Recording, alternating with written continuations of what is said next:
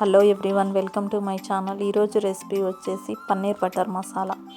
టేస్టీగా సూపర్గా ఇంట్లో ఈజీగా ఎలా ప్రిపేర్ చేసుకోవాలో చూపించబోతున్నాను. దానికోసం ముందుగా ఒక బౌల్ తీసుకొని అందులో బటర్ వేసుకుంటున్నాను. బటర్ మెల్ట్ అయ్యాక అందులో నేను 1/2 kg వరకు పన్నీర్ని తీసుకొని ఇలా ముక్కలుగా కట్ చేసుకున్నాను. వాటిని వేసుకోవాలి.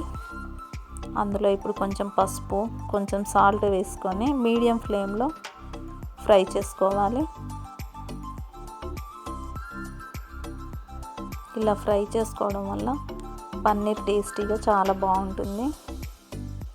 ఇలా ఫ్రై అయ్యాక నేను ఒక బౌల్లో వాటర్ తీసుకొని ఆ వాటర్లో పన్నీర్ని వేసుకుంటున్నాను. వాటర్లో పన్నీర్ వేసుకోవడం వల్ల పన్నీర్ జ్యూసీగా టేస్టీగా చాలా బాగుంటుంది. అదే బౌల్లో ఇప్పుడు నేను మసాలాలు వేసుకుంటున్నాను.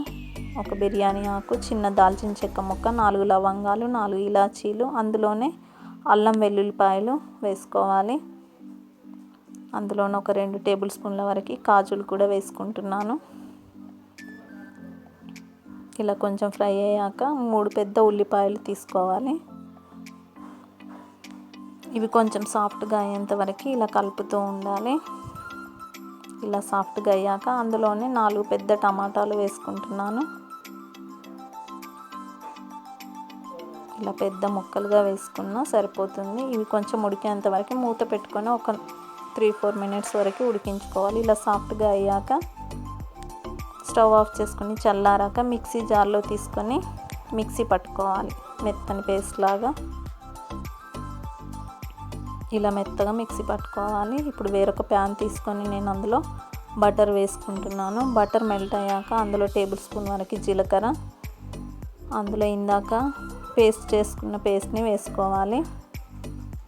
బటర్తో పాటు మీరు ఆయిల్ కూడా వేసుకోవచ్చు ఇష్టపడే వాళ్ళు. అందులో ఇప్పుడు పసుపు, ధనియాల పొడి, 1/2 టేబుల్ స్పూన్ వరకు జీలకర్ర, ఒక 2 టేబుల్ స్పూన్ల వరకు పెరుగు వేసుకోవాలి. అందులోనే 2 టేబుల్ స్పూన్ల కారం వేసుకుంటున్నాను. టేస్ట్కి సరిపడా సాల్ట్ వేసుకోవాలి. మీరు తినే స్పైసీని బట్టి కారం వేసుకోవాలి.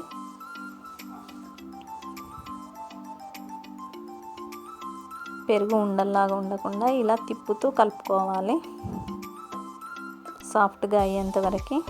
ఇప్పుడు మూత పెట్టుకొని ఒక 2-3 నిమిషాలు ఉడికించుకోవాలి. ఇలా కొంచెం ఆయిల్ బయటికి వచ్చేంత వరకు. ఇప్పుడు అందులో వాటర్లో వేసుకున్న పన్నీర్ని వాటర్తో పాటు అందులో వేసుకోవాలి.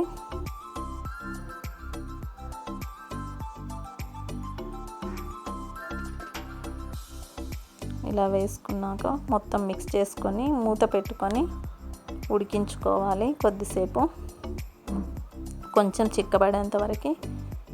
ఇలా చిక్కబడ్డాక అందులో ఇప్పుడు నేను కొంచెం కసూరి మేతి వేసుకుంటున్నాను. కసూరి మేతి వేసుకోవడం వల్ల టేస్ట్ చాలా బాగుంటుంది. అందులోనే 3 పచ్చిమిరపకాయలు వేసుకోవాలి.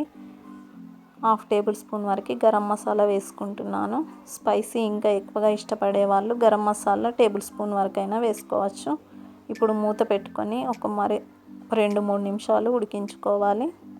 ఇలా ఆయిల్ బయటికి వచ్చాక మొత్తం మిక్స్ చేసుకుంటే అంతే అండి, పన్నీర్ బటర్ మసాలా రెడీ అండి. చివర్లో కొత్తిమీర వేసుకోవాలి. స్టవ్ ఆఫ్ చేసుకుంటే అంతే అండి, టేస్టీగా సూపర్గా ఉండే పన్నీర్ బటర్ మసాలా రెడీ అండి. పిల్లలు చాలా ఇష్టంగా తింటారు. హోటల్ స్టైల్లో చాలా బాగుంటుంది.